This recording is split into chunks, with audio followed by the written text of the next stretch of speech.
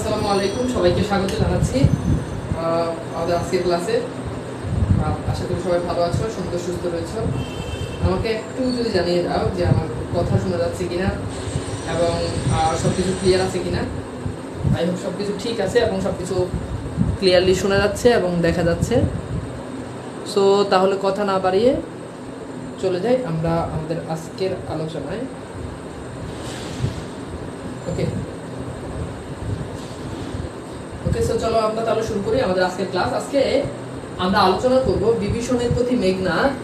এই যে আমাদের যে কবিতাটা রয়েছে, মানে এইচএসসি সিলেবাসের সবচেয়ে কঠিন কবিতা স্টুডেন্টরা মনে করে থাকে এইটা, মানে সবচেয়ে কঠিন একটা কবিতা মনে করা হয়ে থাকে। তো এটা আমাদের 23 ব্যাচের শিক্ষার্থীদের এটা নাই।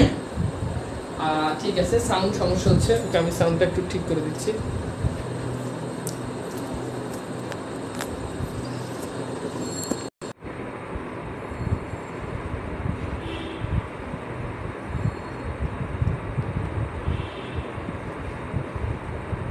ওকে, সো এইবার আশা করি সাউন্ড ঠিক আছে।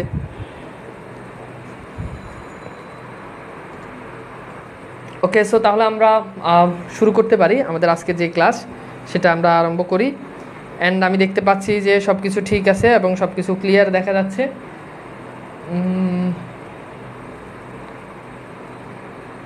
জি, এইবার আমাকে একটু বলো তো, আমি কি শুরু করতে পারি কিনা, আমি কি ক্লাসটা শুরু করতে পারি কিনা? আমার কাছে কেন জানি একটু অন্ধকার অন্ধকার লাগতেছে। আই ডোন্ট নো যে কেন এমনটা হচ্ছে।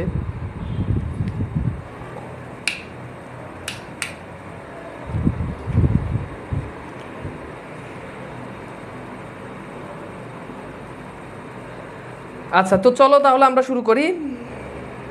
ওকে, জুথি বলেছে না ঠিক নাই। কি ঠিক নাই জুথি? আচ্ছা, তাহলে চলো আমরা আমাদের আজকের যেই ক্লাস, সেই ক্লাসটা আমরা আরম্ভ করি। আজকে আমরা পড়ব বিভীষণের প্রতি মেঘনাদ। আমরা লিখেছেন মাইকেল মধুসূদন দত্ত। সো এটা বুঝতে হলে আমাদেরকে আগে আমরা একটু আমাদের পূর্বের প্রসঙ্গে চলে যাই। অর্থাৎ হুট করে ধরেই তুমি এটা বুঝবা না। এটা বুঝতে হলে তোমাকে আগে কিছু ঘটনা, আগে কিছু প্রেক্ষাপট তোমাকে জানতে হবে। ওকে, সো কিছু প্রেক্ষাপট তোমাকে অবশ্যই জানতে হবে এবং মাথায় রাখতে হবে। তো চলো আমরা সেই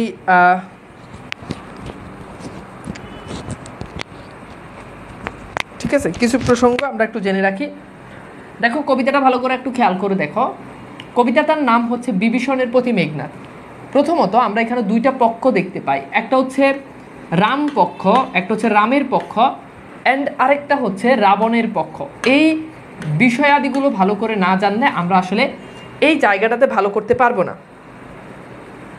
ঠিক আছে, এখন খেয়াল করে দেখো, এই যে রাম ছিল, এই রামের ভাই, তার নাম হচ্ছে লক্ষণ। রামের ভাইয়ের নাম কি? তার নাম লক্ষণ। তো আমাদের এই যে লক্ষণ ছিল, লক্ষণ আর রাম তারা কি ছিল? তারা ছিল ভাই। এইদিকে আমাদের যে রাবণ ছিল, এই রাবণরা তারা মোট 3 ভাই ছিল। তার ভিতরে একজনের নাম ছিল কুম্ভকর্ণ। একজনের নাম কি? কুম্ভকর্ণ। এই যে কুম্ভকর্ণ ছিল, বলা হয় তাকে সে বছরে 6 মাস ঘুমায়, 6 মাস খায়। আর আরেক ভাইয়ের নাম, তার নাম হচ্ছে বিভীষণ। তার নাম কি? বিভীষণ। তাহলে এরা 3 জন ভাই, এরা 3 জন কি? ভাই। ওকে, এখন একটা জিনিস খেয়াল করে দেখো, এই যে রাম আর রামের যেই স্ত্রী, তার নাম হচ্ছে সীতা। রামের ওয়াইফের নাম কি? সীতা। তো এই যে সীতা ছিল, সীতা একবার ঘটনাক্রমে সে একবার বনবাসে যায়। কোথায় যায় বলো তো? বনবাসে যায়। সীতা একবার কোথায় যায়? বনবাসে যায়। এখন আগে এরকম মানুষজন মানে বনবাসে পাঠিয়ে দিত, সমাজ থেকে সমাজচ্যুত তাকে করে ফেলতো, বনে গিয়ে বাস করতো। তো এই যে সীতা ছিল, তাকে বনবাসে পাঠানো হয় এবং তার সাথে বনবাসে তার হাজবেন্ড রাম যায়। এখন এই সীতাকে সাহায্য সহযোগিতা করার জন্য তার দেবর অর্থাৎ লক্ষণকে বনবাসে পাঠানো হয়। তাহলে বনবাসে এই সীতার সাথে আরও একজন মানুষ ছিল, তার নাম কি ছিল? তার নাম ছিল লক্ষণ। তাহলে লক্ষণ, মূলত লক্ষণের কাজ যেটা ছিল, সেটা ছিল এই সীতার পানি এনে দেওয়া বা বিভিন্ন সময় তাকে হেল্প করা। এটা হচ্ছে আমাদের লক্ষণের কাজ। এখন এই দিকে যে এই পক্ষগুলো আছে, এই পক্ষগুলোর ভিতরে খুব ভালো করে খেয়াল করো। এই যে রাবণ ছিল, রাবণের একটা বোন, তার নাম ছিল শূর্পণখা। নাম কি ছিল? শূর্পণখা। এই শূর্পণখা যারা ছিল, তোমাদেরকে বলে রাখি, রাবণ কুম্ভকর্ণ এরা ছিল রাক্ষস। এরা কি ছিল বলো তো? এরা ছিল রাক্ষস। তো এরা রাক্ষস ছিল, খুব ভালো করে খেয়াল করো, এরা রাক্ষস ছিল। আর এই যে এরা যারা ছিল অর্থাৎ রাম লক্ষ্মণ, এরা মানুষ ছিল। এই পক্ষটা এরা কি ছিল? মানুষ ছিল। এইবার ঘটনাটা যেটা হয় সেটা হচ্ছে, খুব মনোযোগ দাও, খুব মনোযোগ দাও, খুব মনোযোগ দাও, না হলে ঝামেলায় পড়বা। তো এখন এই যে সীতা সে এই পাশ হচ্ছে বনবাস, ধরো এটা একটা বন, এই বনে সীতা বাস করতে লাগলো, সে রাম এবং তার দেবর লক্ষ্মণকে। এখন খেয়াল করে দেখো, আর এই পাশে একটা নদী আছে, এই পাশে কি আছে? নদী আছে। আর এই পাশে বাস করে রাক্ষসরা। রাক্ষসরা মানে কারা মনে আছে? ওই যে রাম শূর্পণখা। এখন লক্ষ্মণ এই যে এখানে এই যে রামের যে বোনের নাম, তার নাম কি মনে আছে? তার নাম হচ্ছে শূর্পণখা। এই শূর্পণখা খেয়াল করে দেখো, এই যে শূর্পণখা ছিল, এই বেড়ি অনেকটা মানে বলা চলে 12 বেড়ায় আসক্ত। 12 বেড়াতে এই নারী আসক্ত। কেমনে ভাইয়া? শূর্পণখা একবার সে এই দিকে এসে সে রামকে পছন্দ করছে, তো সে রামকে সামনে এসে বলেছে আই লাভ ইউ ডার্লিং, কিন্তু রাম সেটা প্রত্যাখ্যান করেছে। রাম বলেছে আমার ঘরে বউ আছে, আমার তুমি বউ আছে, তুমি কেমনে কি? আমি তো মানে এটা তো মেনে নেওয়া যায় না, বুঝছো? তো মেনে নেওয়া যায় না। ঘটনাটা কি হয়েছে? আমার হাজবেন্ড ওয়াইফ আছে, তুমি কি করতেছো না করতেছো, এটা সম্ভব না। তো এবার বলছো তাহলে আমার তো এখন দরকার, প্রচুর ভালোবাসা দরকার, এখন আমি কি করি? তো বলছো তুমি একটা কাজ করো, আমার যে ভাই আছে, আমার ভাই নাম হচ্ছে লক্ষ্মণ, সে অবিবাহিত, তুমি যাও, লক্ষ্মণ তোমাকে ভরপুর ভালোবাসা দিবে। এখন এটা বলার পর তারপর ঘটনাটা যেটা হচ্ছে, আচ্ছা একজন বলছো ভাই ভুল বলছেন, মানে কোনো কিছু ভুল হয়েছে নাকি আমাকে একটু বলো তো। মানে রাবণরা রাক্ষস তো রাবণরা, আমি কি ভুল বলছি নাকি? একটু ইয়ে করব। আচ্ছা রামের বোন না, রাবণের বোন, দুঃখিত আমি মেবি বলাতে ভুল করছি, রামের বোন না, রাবণের বোন। এই যে এখানে কিন্তু বলে দিয়েছে রাবণের বোন, সে হচ্ছে শূর্পণখা। আমি মেবি ভুল মানে বলার সময় ভুল বলেছি, দুঃখিত। আচ্ছা যদি বিয়ে করে থাকি তো আমরা একটু কারেকশন করে নিই। তো যেখানে ছিলাম একটু বুঝে নিও, মানে অনেক সময় স্লিপ অফ টাং হয়ে যেত, তো এটা একটু ইয়ে করে নিও। আচ্ছা এইবার ঠিক আছে। এখন তো বলছো তুমি তাহলে কার কাছে যাও? তুমি লক্ষ্মণের কাছে চলে যাও, লক্ষ্মণ অনেক ভালোবাসা নিয়ে বসে আছে। এখন শূর্পণখা কি করতেছে শুনো, এখন শুনো। আচ্ছা ভাই আপনি রামের বোন বলছেন, ও দুঃখিত ভুল হয়তো মুখ দিয়ে বের হয়ে গেছে, মানে লিখছি ঠিক। আচ্ছা ভাইয়া আম্মু হসপিটালে ধার নিয়ে ক্লাস করতেছে, ও হটস্পট ধার নিয়ে ক্লাস করতেছে, কারেন্ট নাই তাই। ও তোমার আম্মু ক্লাস করে? আসসালামু আলাইকুম আন্টি, আপনার মেয়ে অনেক ভালো, হিমা তো তার নাম, খুবই ভালো, ভীষণ ভালো মেয়ে। মাঝে মধ্যে একটু দুষ্ট কমেন্ট করে ক্লাসে, বাট এমনি ভালো মেয়ে, সে ভালো, হ্যাঁ খুবই ভালো, একটু খেয়াল রাখেন। হ্যাঁ আন্টি কী করে না করে, বয়স তো খারাপ। ঠিক আছে আসো। এখন শুনো, তো এখন ঘটনাটা যেটা হচ্ছে, এই পাশে শুনো ভালো করে মনোযোগ দিয়ে শুনো, এই পাশে একবার লক্ষ্মণ গেছে পানি আনার জন্য। কিসের জন্য? পানি আনার জন্য, মানে শীতের জন্য পানি আনবে। এখন এই পাশ থেকে শূর্পণখা বসে বসে অবজারভেশন করতেছে কখন সে আসে। যখনই লক্ষ্মণ এখানে পানি আসতে গেছে, এইবার নদীর এই পাশ থেকে শূর্পণখা তাকে পানি মারে, বুঝছো? প্রেমের ইশারা দেয়, প্রেমের শ্বশুরি, আসো না আসো না, মানে এই পানি ডাকে, মানে তাকে ডাকতেছে, পানি ডাকা, এটা পানি তোমার যদি কেউ যদি তুমি ধরো নৌকায় উঠছো, এখন নৌকা উঠার পর কোনো মেয়ে যদি তোমার এরকম যদি পানি মারে তোমার গায়ে, আলতো করে পানি মারে, তার মানে কি? সে তোমাকে ভালোবাসা জ্ঞাপন করতেছে, মানে সে এখন এই পাশ থেকে যখন পানি মারতেছে, তার মানে এইটা তো স্বাভাবিক কিছু না। লক্ষ্মণ তো বুঝতে পারছে, মানে মনে মনে বলতেছে শূর্পণখা লক্ষ্মণকে যে আসো না আসো না, আরো কাছে আসো না। ঘটনাটা অনেকটা এরকম হয়ে গেছে। এখন লক্ষ্মণ তো বুঝতে পারছে যে আমি তুমি এরকম করবা, এটা কি মেনে নিব? লক্ষ্মণ অনেকটা আমার মতো, সেগুলো সহ্য করতে পারে না, এসব লুতুপুতু টাইপ, এগুলো তার সহ্য হয় না। এখন সে কি করছে, শূর্পণখাকে বারবার নিষেধ করে যে তুমি আমার ধারে কাছে আসবে না, আমি আমি আমাকে দিয়ে এসব হবে না, আমি পারবো না। কিন্তু শূর্পণখা তাকে ছাড়ে না। শূর্পণখা বলতে তোমাকে পারতেই হবে, কেন তুমি পারবে না? আমাকে ভালোবাসবে না কেন? কি আছে আমার মধ্যে কম?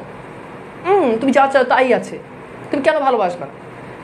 এইবার লক্ষ্মণের মেজাজ হয়ে গেছে গরম, আমার মতো, আমার মেজাজ ঠাস ঠাস গরম হয়ে যায়।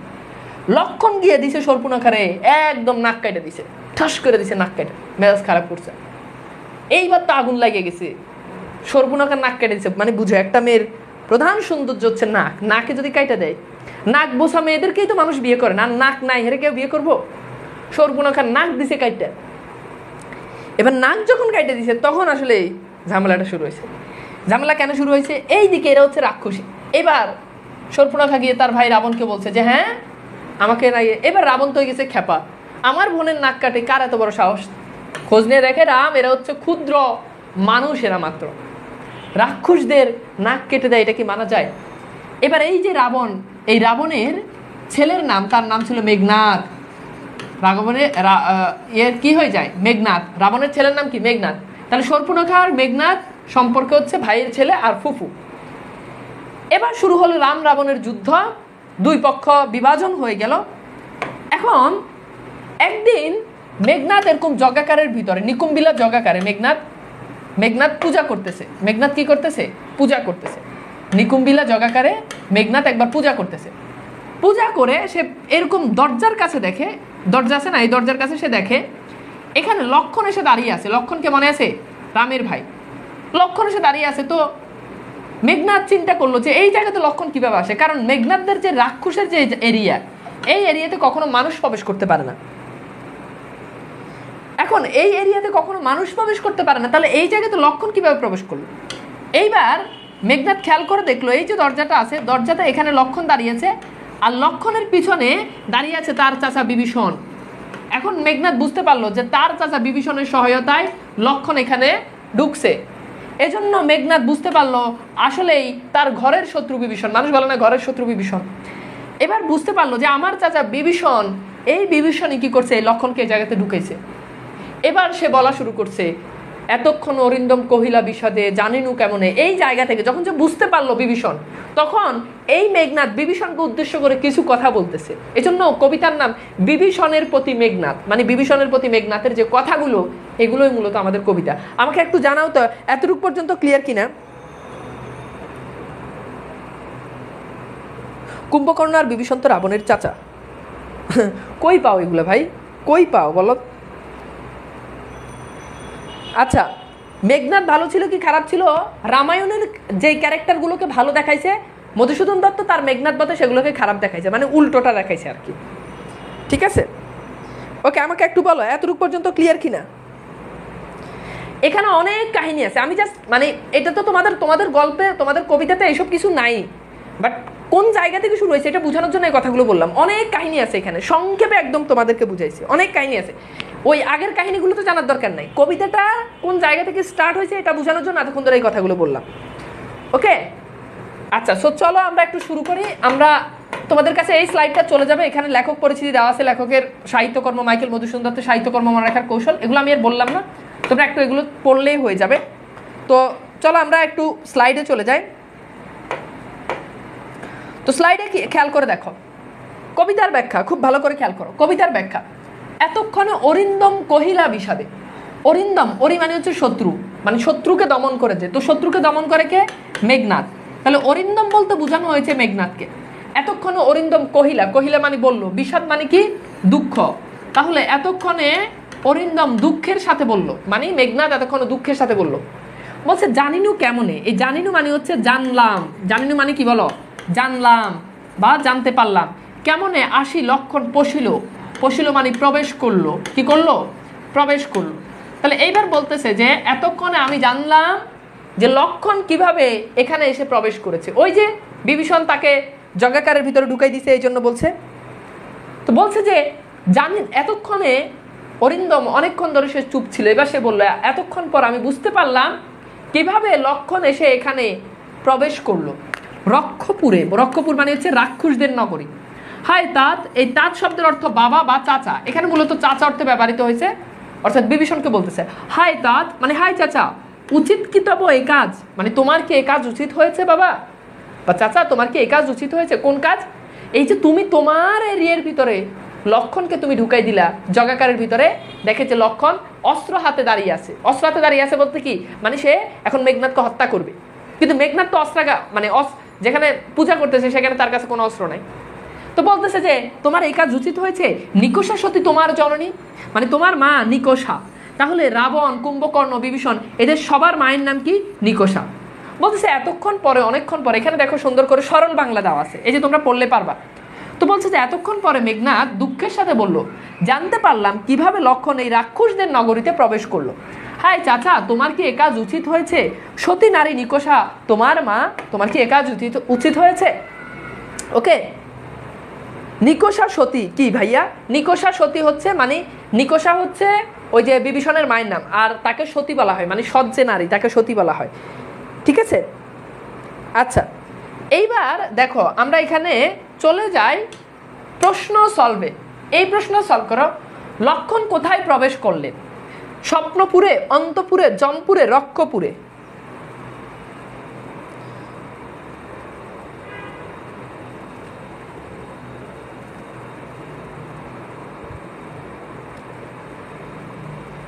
গুড, সবার আগে উত্তর করেছে রণজিৎ, সে উত্তর করেছে ডি। গুড, তাহলে আমাদের সঠিক উত্তর কি হবে বলতো? সঠিক উত্তর হচ্ছে ডি, অর্থাৎ শেষেরটা, রাক্ষসদের নগরীতে অর্থাৎ রক্ষপুরে। ওকে ওকে, তো এরপর খেয়াল করে দেখো, এরপর সে বলতেছে সহোদর রক্ষ শ্রেষ্ঠ। সহোদর মানে কি? ভাই, অর্থাৎ ভাই বলতে এখানে কাকে বোঝানো হয়েছে? যে তোমার ভাই রাবণ যে আছে, রাবণ সহোদর, তোমার ভাই সে রক্ষ শ্রেষ্ঠ। শুলির শম্ভুনিপ কুম্ভকর্ণ, শুল পানিতে যে ইয়ে করেছে, শুলির শম্ভুনিপ কুম্ভকর্ণ, কুম্ভকর্ণকে বলা হয়েছে কি? শুলির শুম্ভনিপ, তার ভাই। আর রক্ষশ্রেষ্ঠ বলা হয়েছে রাবণকে। ভাতৃপুত্র বাসব বিজয়, ভাতৃপুত্র মানে কি? মানে ভাইয়ের ছেলে, অর্থাৎ তোমার ভাইয়ের ছেলে, মানে মেঘনাদ নিজেকে বলতেছে যে আমি বাসব বিজয়, মানে বাসব বিজয়। ঠিক আছে, বাসবকে যে বিজয় করেছে, বাসব বিজয়। এরপর বলেছে নিজ গৃহপথ তাত দেখাও তস্করে। বলছে চাচা, নিজের গৃহ মানে নিজের ঘরের পথ দেখাও, তস্কর মানে হচ্ছে চোর, নিজের ঘরের পথ তুমি চোরকে দেখাও। অর্থাৎ বলছে তুমি এত উঁচু বংশের একটা মানুষ, অথচ তুমি তোমার নিজের ঘরের পথ চোরকে দেখাইছো। চোরকে দেখাইছো মানে কি? মানে লক্ষণ সে তো নিচু শ্রেণীর মানুষ, আর এই নিচু শ্রেণীর মানুষকে তুমি তোমার এই রক্ষপুরে তুমি নিয়ে আসছো।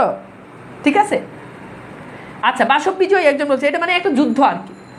এরপর বলেছে চণ্ডালে বসাও আনি রাজার আলোয়। চণ্ডাল মানে হচ্ছে নিচু শ্রেণীর মানুষ, চণ্ডাল নিচু শ্রেণীর মানুষদেরকে তুমি রাজার আলোয় উঁচু জায়গায় এনে বসাচ্ছ। তো এখানে দেওয়া আছে তোমার ভাই রাবণ রাক্ষসদের মধ্যে শ্রেষ্ঠ, মহাদেব বা শিবের মতো ভাই কুম্ভকর্ণ। শুলির শম্ভনী কুম্ভকর্ণ, এটা মানে হচ্ছে মহাদেব বা শিবের মতো ভাই কুম্ভকর্ণ। ভাইয়ের ছেলে মেঘনাদ ইন্দ্র বিজয়, ইন্দ্র বিজয় করেছে যে এই জন্য তাকে বলা হয় সে হচ্ছে বাসব বিজয়। চাচা নিজের ঘরের ঘর চোরকে দেখাও, নিচু শ্রেণীর মানুষকে তুমি রাজার প্রাসাদে এনে তুমি বসাও, এটাই বলতেছে। এরপর খেয়াল করে দেখো, এরপর বলেছে কিন্তু নাহি গঞ্জি তোমা। তোমা মানে হচ্ছে তোমায়, তোমা মানে কি? তোমায়। আর গঞ্জি মানে হচ্ছে গালাগাল, গালাগাল। কিন্তু আমি তোমায় কোনো গালাগাল করব না। গুরুজন তুমি, মানে চাচাকে বলতে, চাচা তুমি তো গুরুজন, পিতৃতুল্য মানে তুমি তো পিতার সমান। ছাড়ো দ্বার, দ্বার মানে হচ্ছে দরজা, মানে ওই যে কি করছে সে দরজা আটকে রাখছে, মানে দরজার সামনে দিয়ে দাঁড়াইছে। যাবো অস্ত্রাগারে, ছাড়ো দরজা ছাড়ো, যাবো অস্ত্রাগারে মানে অস্ত্র আনতে যাব। পাঠাইব রামানুজ, রাম যোগ অনুজ মানে রামের অনুজ, রামের ছোট। তো রামের ছোটকে লক্ষণ, এখানে রামানুজ বলতে কাকে বুঝাইছে বলো? লক্ষণকে। বলছে পাঠাইব রামানুজ সমন ভবনে। সমন ভবন মানে হচ্ছে মৃত্যুপুর, মৃত্যুপুরী। মৃত্যুপুরী মানে কি? মানে যেখানে মানুষজন মারা গেলে মারা যায় আর কি, কবরস্থান বলতে পারো, শ্মশান বলতে পারো। লঙ্কার কলঙ্ক আজ ভঞ্জিবা হবে। লঙ্কা হচ্ছে ওই যে ওই এরিয়া, তাদের যে এরিয়া সেই এরিয়া, ঠিক আছে, ওটা হচ্ছে লঙ্কা মানে বর্তমান শ্রীলঙ্কা। কলঙ্ক আজ ভঞ্জিব, ভঞ্জিব মানে হচ্ছে ভাঙবো, ভঞ্জিব মানে কি? ভাঙবো। আহবে মানে হচ্ছে যুদ্ধ। অর্থাৎ বলেছে যে এই যে লক্ষণের মতো এত ক্ষুদ্র মানুষ আমাদের এই লঙ্কাতে আসে, এটা আমাদের জন্য কলঙ্ক। এই কলঙ্ক আজকে আমি ভেঙে ফেলবো লক্ষণের সাথে যুদ্ধ করে। কি করে বলো? লক্ষণের সাথে যুদ্ধ করে আজকে আমি এই কলঙ্ক ভাঙবো। এবার এই প্রশ্ন সলভ করো, নিজ গৃহপথ তাত দেখাও তস্করে। এখানে তাত ও তস্কর অর্থ কি দেখি পারো কিনা? চাচা গৃহ, চাচা যুদ্ধ, চোর চাচা, চাচা চোর। দেখি সলভ করো তো দ্রুত।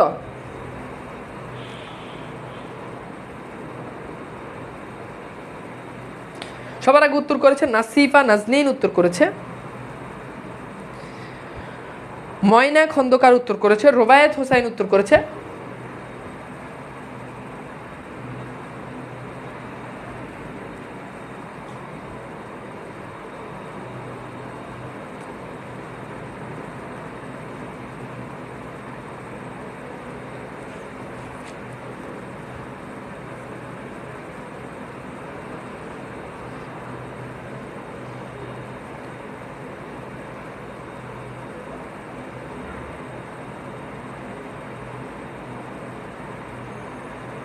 গুড। এটা কি? তো আমরা বলেছি না, ওই যে বলেছে হায় তাঁত, তাঁত মানে কি? চাচা। তাঁত মানে কি? চাচা। ওকে। আর তস্কর মানে কি? চোর। তাহলে চাচা চোর, উত্তর হচ্ছে শেষেরটা। চাচা চোর, উত্তর কি? শেষেরটা। ফাইন। চাচা চোর, উত্তর কি? শেষেরটা। আচ্ছা, এরপর খেয়াল করো, এরপর ভালো করে বুঝো।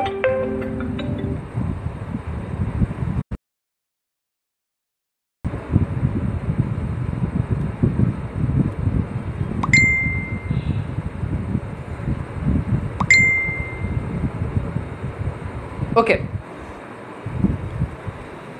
বলছে ভাইয়া আইফোন কই? এই যে আইফোন। ওকে, এইবার আসো, খেয়াল করো, দেখো এরপর বলেছে উত্তরিলা বিভীষণ। এবার বিভীষণ উত্তর দিচ্ছে। উত্তরিলা মানে হচ্ছে উত্তর দিচ্ছে। কে উত্তর দিচ্ছে? বিভীষণ। বৃথায় সাধনা মানে বলতেছে, বিভীষণ বলতেছে যে তোমার এই চেষ্টা এটা বৃথা। ঠিক আছে?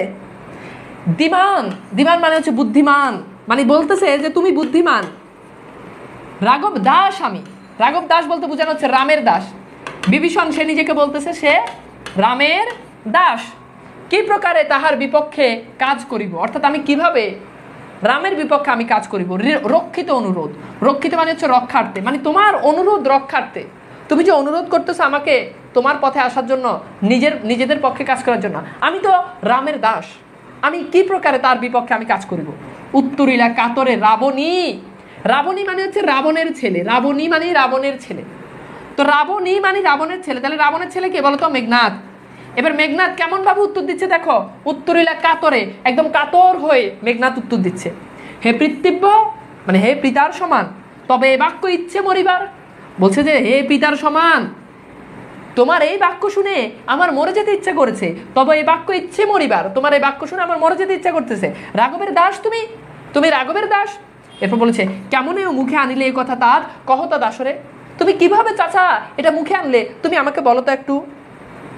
উত্তরিলা কি? উত্তরিলা মানে হচ্ছে উত্তর দিয়েছে। উত্তরিলা বিভীষণ মানে বিভীষণ উত্তর দিয়েছে। ঠিক আছে? ঠিক আছে। একজন বলছে ভাই কভার সুন্দর হয় নাই আইফোনের। তুমি কভার চিনো? বসুন্ধরা থেকে ইয়া কইরা কইরা কভার এটা কিনছি। ও কভার চিনে দেখছো? কভার যেই দেখে হেই কয় ভাই আইফোনের থেকেও কভার সুন্দর। আর এই পোলা কয় দাঁড়া, ওর নাম কি? ওর নাম হচ্ছে পারভেজ মোহাম্মদ স্বাধীন। ও আইফোনে কিছু বুঝো, সরি কাভারের কিছু বুঝো? ও আমার কেউ কাভার সুন্দর না। এই দেখো কাভার, দেখো কত সুন্দর। এ তোমরাই বলো, এই যে বলো এই কাভার দেখছো, এখানে এই যে রং চং করে, ওকে কাভার সুন্দর। ও সুন্দর চিনে? ও চিনে? বলো, তোমরাই বলো। হুদে কত সুন্দর কাভার, যে দেয় হেই আমারে আগে মানুষ কইতে সুন্দর, এখন আমার কয় ভাই আপনার থেকে আপনার কাভার বেশি সুন্দর, আর হে কয় কাভার সুন্দর না। ও মনটাই ভেঙে দিল, বাদ দাও। হুদে উল্টাপাল্টা কমেন্ট করে। এই শুনো, আসো পড়ি আমরা। আচ্ছা এইবার বলো, এটা সলভ করো। বিভীষণের বাক্য শুনে মেঘনাথের কি ইচ্ছে করে?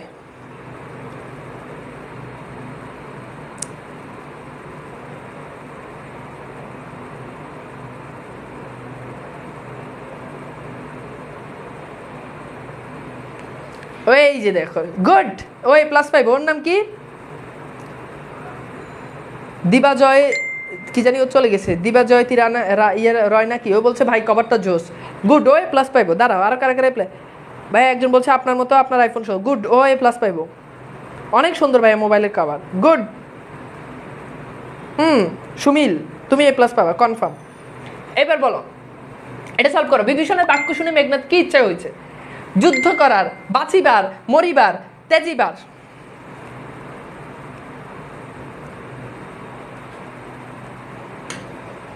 গুড। কি ইচ্ছে করছে বলো তো? বলছে যে তোমার এই কথা শুনে আমার মরে যেতে ইচ্ছা করতেছে। তার মানে কি হবে বলো?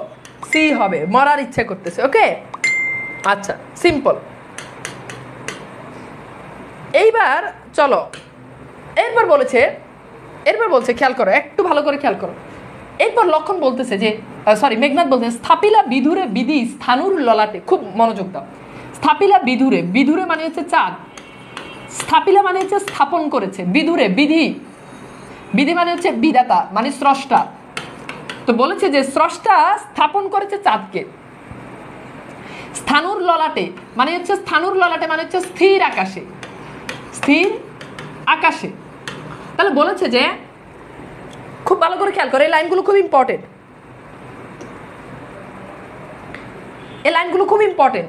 বলেছে যে সৃষ্টিকর্তা চাঁদকে স্থাপন করেছে, বিদুর মানে চাঁদ, বিধি মানে সৃষ্টিকর্তা, অর্থাৎ সৃষ্টিকর্তা চাঁদকে স্থাপন করেছে স্থির আকাশের মধ্যে, পরিকি ভূতলে, ভূতলে মানে হচ্ছে মাটিতে, ভূতলে মানে কি মাটিতে, শশী, শশী মানে হচ্ছে চাঁদ।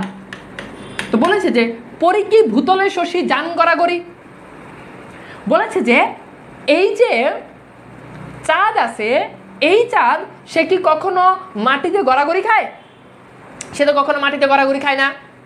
তো বলছে এইটা দ্বারা বুঝাইছে যে সৃষ্টিকর্তা চাঁদকে উপরে স্থাপন করেছে, চাঁদকে কখনো নিচে নামে নামে না। তাহলে তুমি উঁচু শ্রেণীর মানুষ হয়ে তুমি নিচু শ্রেণীর মানুষের কাছে তুমি কেন গেছো? বুঝতে পেরেছ? এরপর বলেছে, হ্যাঁ এরপর বলছে ভূতলের শশী যান গড়াগড়ি ধুলাই, অর্থাৎ চাঁদ, এখানে শশী মানে চাঁদ আর এখানে বিদুরে মানে চাঁদ, চাঁদের সমার্থক শব্দ দুইটা। বলছে সে কি কখনো মাটিতে গড়াগড়ি খায়? হে রক্ষরথী, হে রক্ষরথী মানে রাক্ষসদের যে প্রধান রথ, এখানে রাক্ষরথী বলতে বোঝাচ্ছে বিভীষণকে। হে রাক্ষরথী ভুলিলেও কেমনে কে তুমি জনম তবে কোন মহাকুলে, বলছে হে রক্ষরথী তুমি কিভাবে ভুলে গেলে তোমার জন্ম, জন্ম মানে হচ্ছে জন্ম, তোমার জন্ম কোন মহাকুলে এটা তুমি ভুলে গেলে। অর্থাৎ তুমি এত উঁচু শ্রেণীর একটা মানুষ আর তুমি নিচু শ্রেণীর মানুষের সাথে তুমি এটা ভুলে গেছো তোমার জন্ম কোথায়। বুঝতে পেরেছ? একজন বলছে ভাই আপনি তো সেরা, অর্পিতা রায়, ওকে। ফারহানা বলেছে ভাইয়া অনেক সুন্দর কাবার, অনেক বেশি, অনেক অনেক, আমাকে দোয়া করে দিন, তুমিও ভালো রেজাল্ট করবে, ওকে। আচ্ছা এইবার খেয়াল করে দেখো, রক্ষরথী মানে কি? রক্ষরথী মানে হচ্ছে রাক্ষসদের ভিতরে যে প্রধান, তাকে বলা হয় রক্ষরথী। আচ্ছা এইবার দেখো, এরপর সরল বাংলা এটা, সৃষ্টিকর্তা চাঁদকে আকাশের কপালে স্থাপন করেছে, বা স্থির আকাশে বা আকাশের কপালে স্থাপন করেছে। আকাশের চাঁদ কখনো ভূমিতে বা মাটিতে গড়াগড়ি খায় না। হে রাক্ষসদের বীর, আপনি কি করে ভুলে গেলেন আপনার জন্ম কোন উচ্চ বংশে, এটা আপনি কিভাবে ভুলে গেলেন, ওকে। এইবার সেটা স্থানুর ললাটে বিধি কাকে স্থাপন করেছে? বিধুকে, সিধুকে, সিন্ধুকে, নদীকে, বলো।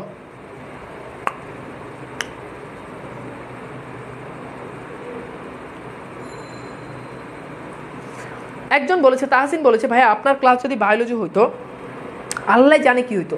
আমার ক্লাস বায়োলজি হইলে তোমাদের যে বায়োলজি টিচার আছে হৃদয়, ওকে, হৃদয়, ওরূপে সাদিয়া, তোমরা, আমি যদি বায়োলজি পড়াইতাম তাহলে ওই ভাইয়ের কাছে তোমরা যাইতেই না, তোমরা খালি বলতা তানভীর ভাইয়ের বায়োলজি ক্লাস চাই, তানভীর ভাইয়ের বায়োলজি ক্লাস চাই, ঠিক আছে।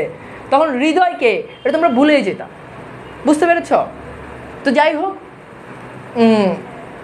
তোমাদের হৃদয় ভাইকে নিয়ে আসলে আমি কিছু বলতে চাই না, বললে দেখা যায় যে অনেক কথা বেরিয়ে চলে আসে, যেগুলো আমি নিজের চোখে দেখেছি, যেগুলো আমি জানি, অনেক কিছু আছে। তোমরা তার জন্য দোয়া করবা, তার যাতে পারিবারিক জীবন, দাম্পত্য জীবন যাতে সুখী হয়, মানে বিয়ে করলে আর কি, বিয়ে করলে যাতে তার জীবন অনেক অনেক বেশি সুখী হয়। ভাইয়ের জন্য অনেক অনেক দোয়া করো। আমি তো প্রায় সময় নামাজ পড়ো ভাইয়ের জন্য দোয়া করি, হ্যাঁ, তার জীবন যাতে অনেক সুখী হয়, বুঝছো। যাই হোক, ছেলেটা আসলে সে একটু একটু ভীতু টাইপের পুরুষ আর কি, এরকম আসলে ভীতু হওয়াই ভালো ছেলেদেরকে, এরকম ভীতু ছেলেদেরকে অনেক মেয়েরা আবার পছন্দ করে। আচ্ছা এবার এটা উত্তর করা, বলো কি হবে?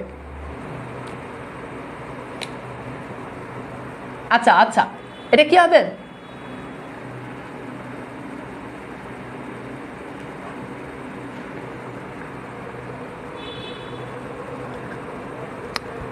বলো বলো এটা কি হবে? গুড, এটা হবে কি? বিধুকে, ওকে। এইবার খেয়াল করো,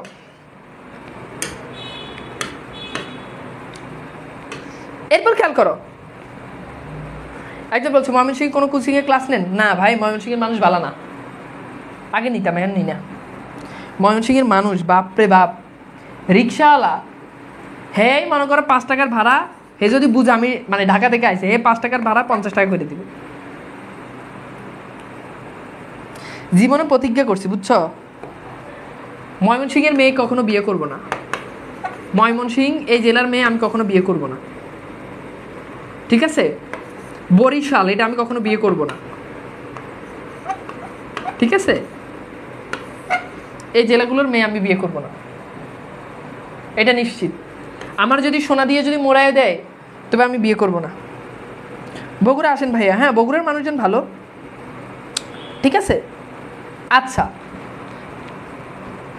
এইবার খেয়াল করে দেখো, কে বা সে অধম রাম স্বচ্ছ সরোবরে করে কেলিক রাজহংস পঙ্কজ কারণে। ভালো করে বুঝো তো, বলেছে যে কে বা সে অধম রাম, অর্থাৎ সে রাম সে তো অধম। কোন সে অধম রাম? স্বচ্ছ সরোবরে। স্বচ্ছ সরোবর মানে হচ্ছে মানে স্বচ্ছ মানে তো বুঝো পিওর স্বচ্ছ, সরোবর মানে হচ্ছে তোমার এই যে পুকুর আর কি, জলাশয়। করে কেলি রাজহংস পঙ্কজ কাননে, অর্থাৎ রাজহাঁস সে তো স্বচ্ছ সরোবরে থাকি, সে কি পঙ্কজ কানন? পঙ্কজ কানন মানে হচ্ছে সে কি কখনো কাদামাটির মধ্যে যায়? যায় না। এখানে বারবার একই জিনিস বোঝা যাচ্ছে, যেটা ভালো সেটা তো। একজন বলেছে বরিচালের মেয়েরা সুন্দর হয়। সুন্দর দিয়ে পানি খেবো? এই ছেলেদের সমস্যা হচ্ছে এই জায়গাতে, বিয়ে করার ক্ষেত্রে খালি সৌন্দর্য। একটা জিনিস মনে রাখবা, যে মেয়েদের রূপ এটা হচ্ছে কচু পাতার পানি। কখনো মেয়েদের সৌন্দর্য দেখে প্রেমে পড়ে যায় না, হাবুডুবু খাইও না। আজ সৌন্দর্য আছে, কাল সৌন্দর্য নাই। যারা তুমি মনে করতেছো ক্যাটরিনা কাইফ, ঐশ্বরিয়া ভেবে যাকে বিয়ে করতেছো, বিয়ের পর তাকে আর সেটা মনে হবে না। সো মেয়েদের রূপ এটা কচু পাতার পানি, আজ আছে কাল নাই, আজ আছে কাল নাই হাওয়া। এই রূপ সবসময় থাকবে না। আমি এরকম অনেক দেখেছি, বিয়ের আগে হ্যাঁ দুনিয়ার সব ছেলের ক্রাশ ছিল, বিয়ের পর কয়েক বছর বাচ্চা কাচ্চা হওয়ার পর সে সৌন্দর্য কোথায় যে হারাই গেছে। তো এই জন্য আসল জিনিস হচ্ছে চরিত্র, চারিত্রিক সৌন্দর্য। এটা হচ্ছে এইটা সবচেয়ে বড় সৌন্দর্য যেটা আমার মধ্যে আছে, এবং তোমরা চেষ্টা করো আমার মতো তোমরা এই জিনিসটা গ্যাদার করার জন্য, যে চারিত্রিক সৌন্দর্য এটা খুব ইম্পর্টেন্ট বিষয়। তোমাকে দেখতে হয়তো বাইরে থেকে দেখতে তোমাকে সুন্দর না লাগতে পারে, হোয়াটএভার, কি হয়েছে, আমাকে দেখতেই খুব বেশি সুন্দর লাগে না, যদি আমি সুন্দর তবে খুব বেশি সুন্দর না, বাট চারিত্রিক সৌন্দর্য এটা ইম্পর্টেন্ট বিষয়, যেটা আমার আছে, অ্যান্ড এটা আমি কনফিডেন্স মানে আত্মবিশ্বাসের সাথে বলতে পারি। সো চেষ্টা করবা চারিত্রিক সৌন্দর্য অর্জন করা। আর মেয়েদেরকে বলে রাখে, এই যে সারা সপ্তাহে পার্লারে যাও, সপ্তাহে এই করো, দুনিয়ার কসমেটিক কিনা দুনিয়ার সব টাকা পয়সা খরচ করে ফেলতেছে, এইগুলো খুব বেশি দরকার নেই। মানে এইগুলো আর্টিফিশিয়ালভাবে নিজেকে সুন্দর করার দরকার নেই। ভেতর থেকে সুন্দর হও, ভেতর থেকে সুন্দর হও, এটা সবচেয়ে ইম্পর্টেন্ট। উপর থেকে সুন্দর হলে, ভিতরে সুন্দর না হলে হাজার হাজার ছেলের জীবন ধ্বংস হয়ে যাবে। কিন্তু ভিতর থেকে সুন্দর হলে আর উপর থেকে ভালো না হলেও অন্তত হাজার হাজার ছেলে তো জীবন শেষ না করলেও করবা তো না, বরং উল্টা একজনের জীবন আরও গড়ে দিবা। এই জন্য মেয়েদেরকে বলি যে এইসব আর্টিফিশিয়াল সাজগোজ এগুলো খুব বেশি করার দরকার নাই। ভেতরের সৌন্দর্য এটা সবচেয়ে বড় সৌন্দর্য। ভেতরের সৌন্দর্য কখনো নষ্ট হয় না, উপরের সৌন্দর্য নষ্ট হয়ে যায়। 2 দিন রূপচর্চা না করো, 2 দিন বাইরে গিয়ে একটু ঘোরাফেরা করো, সংসারে মনোযোগী যখন হইবা, বাইরের যখন পাবা না, মনে যখন শান্তি থাকবে না, তখন দেখবে এমনিতেই উপরের রং ঢং সব বের হয়ে যাবে। বুঝতে পারতেছ? পঙ্কজ কানন মানে কি? পঙ্কজ মানে কাদা, ঠিক আছে, কাদা আর কি পুকুর, সরি পঙ্কজ কানন না, মানে পঙ্কিল সলিল, এটা মানে হচ্ছে মানে কাদা পানি। পঙ্কিল সলিল মানে হচ্ছে কাদা পানি, আর পঙ্কজ কানন মানে হচ্ছে তোমার স্বচ্ছ আর কি। আচ্ছা, এবার খেয়াল করো ব্যাখ্যাটা এখানে আছে। আচ্ছা, একজন বলেছে গুড, নাফিজা নাজনীন বলেছে স্যার আপনার মতো ভালো ছেলে আজকাল পাওয়াই যায় না। দেখছো, ও তো AA+ পাবে, মানে AAA+ পাবে। ওর নাম কি? ওর নামটা ওটা সবাই ফলো করো, নাফিজা নাজনীন। ও তো খুব মানে AAA+ পাবে। দেখছো, সে ভালো ছেলে চিনতে সে 1 মিনিটের ভিতরে সে একটা ভালো ছেলে আইডেন্টিফাই করে ফেলছে। গুড, ভেরি গুড মামুনি। আচ্ছা, এইবার খেয়াল করো, কুমিল্লা নোয়াখালী বিয়ে করবো না, কুমিল্লা নোয়াখালী তোমার বিয়ে করা লাগবে না, কুমিল্লার মেয়েরা সবচেয়ে সুন্দর হয়, বুঝছো? আমি দেখছি কুমিল্লার মেয়েরা অনেক সুন্দর। আচ্ছা, এইবারে আসো, খেয়াল করো, নোয়াখালীর মেয়েরা সুন্দর, নোয়াখালীর মেয়েরা ভালো, কুমিল্লার মেয়েরা সুন্দর কিন্তু একটু ইগো বেশি। আচ্ছা, যাই হোক, সেটা অন্য হিসাব। পরে বলবো যে ক্লাস কাটে পরে খেবো যে হে আইসে কোন জেলার মেয়ে কেমন এটা পড়াইতে, আইসে বিভীষণপতি মেঘনাথ পড়াইতে, পরে চলে গেছে কই না কই, তোমরা হুদে আমার কই না কই নিয়ে যাও। আচ্ছা, এবার আসো, খেয়াল করো, এরপর বলেছে শৈবালের দল দাম মৃগেন্দ্র কিশোরী করে কি? মৃগেন্দ্র কিশোরী মানে হচ্ছে মৃগেন্দ্র কিশোরী সিংহ, ঠিক আছে, মৃগেন্দ্র কিশোরী হে বীর কিশোরী সম্রাট শিয়ালে। সম্রাট মানে হচ্ছে বন্ধু পাবে শিয়ালকে, অর্থাৎ বলছে যে বনের সিংহ সে কি কখনো শিয়াল, শ্রীগাল মানে হচ্ছে শিয়ালকে কি সে বন্ধু পাবে? মিত্রভাবে, মিত্রভাবে মানে কি, মানে সে কি বন্ধু ভাবে? অজ্ঞ দাস মানে আমি তো কিছুই জানি না, বিজ্ঞতম তুমি, তুমি তো বিজ্ঞতম, অপতিত নহে কিছুই তোমার চরণে, মানে তোমার কাছে কিছু অজানা নয়। বিভীষণকে বলতেছে, বিভীষণ চাচা আপনার কাছে কিছুই অজানা নয়। একজন বলছে যে আপনি কিভাবে জানেন? আমি জানবো না কোন দেশে কোন জেলার মেয়ে কেমন না কেমন, আমি সব জেলাতে ক্লাস নিই, আমার একটা আইডিয়া আছে না? তুমি জানো আমার পেজে আমি যে মাঝে মধ্যে যে মানে পোস্টস দিই, যে ছাত্রী রাত্রি বা ছেলে মেয়েদের সাথে ছবি তুলি, আমার পেজে অনেক নক দেয়, অনেক ছেলেরা নক দেয়, ভাইয়া আমি আবুধাবি থাকি, ভাই আমি লন্ডন থাকি, আমি বিয়ের জন্য মেয়ে পাচ্ছি না, ভাই আপনার তো অনেক স্টুডেন্ট, আমাকে একটা মেয়েদের। তো এখন আমি কি বলি, আমি বলি যে সিবিটা দেন, সিবি দিয়ে। আমার কাছে এরকম অনেক ছেলে সিবি আছে, বুঝছো? তো মেয়েদেরকে আমার তো মোটামুটি একটা ভালো বা পরিচিত অনেক মেয়ে আছে, এবং চাকরির জন্য যারা পড়ে। তো আমি কি করি, মাঝে মধ্যে এরকম সিবি দেখি, সময় পাইলে একটু সিবি দেখে ম্যাচ করে বিয়ে দিয়ে দিই। এরকম অনেক আছে, বুঝছো, যে সিবি আমার কাছে অনেক ছেলে সিবি আছে। এই জন্য কোনো মেয়ের ভালো ছেলে দরকার হলে আমার কাছে ভরপুর সিবি আছে, আমি দেখে বিয়ে দিয়ে দিতে পারবো। বিয়ে দেওয়া এটা ভালো জিনিস, একজনকে তুমি সারা জীবনের জন্য সেটেল করে দিবা, এটা অনেক সোয়াবের কাজ, বুঝছো? মানে ছোটোখাটো গতকালে আমি কিন্তু করি, এবং ভালো আমি যতগুলো মেয়েকে বিয়ে দিছি সবগুলো মনে করো এখন সারা বছর আমাকে ঈদে আমাকে ফোন দেবে সবসময়, ভাইয়া আপনার কারণে আজ আমি এত সুখী। আমি বলি না মামুনি, তুমি আমার কারণে সুখী না, আল্লাহ তোমার কপালে সুখ রেখেছে, এজন্য তুমি সুখী, বুঝতে পেরেছ? তো যাই হোক, এবার খেয়াল করে দেখো আমরা যেখানে ছিলাম। তো এইবার দেখো এখানে আমরা এই জিনিসটা একটু ভালো করে পড়ি, ব্যাখ্যাটা একটু ভালো করে পড়ি। বলছে, কে সে অধম রাম সুন্দর জলাশয়ে জলহাসে সাথে খেলা করে, কখনো কর্দমাক্ত মাটিতে শ্যাওলা ধারা বদ্ধ জলাশয় গোসল করে না। মানে রাজহংস সে কখনো কাদা মাটিতে যায় না, শ্যাওলা ধারা জলাশয় সে কখনো যায় না। কেশযুক্ত পশুরাজ সিংহ কখনো শিয়ালকে বন্ধু করে নেয় না। আমি তো অজ্ঞ মানে কম জানি, তোমার কাছে কি কোনো কিছুই অজানা নয়। ওকে, আচ্ছা এইবার খেয়াল করে দেখো, আমরা একটু দেখি, এইটা সলভ করো। মৃগেন্দ্র কিশোরী কাকে মিত্র সম্ভাসে না? মানে মৃগেন্দ্র কিশোরী কাকে মিত্র ভাবে সম্ভাসে না, মানে কাকে মিত্র ভাবে না, কাকে বন্ধু বানায় না।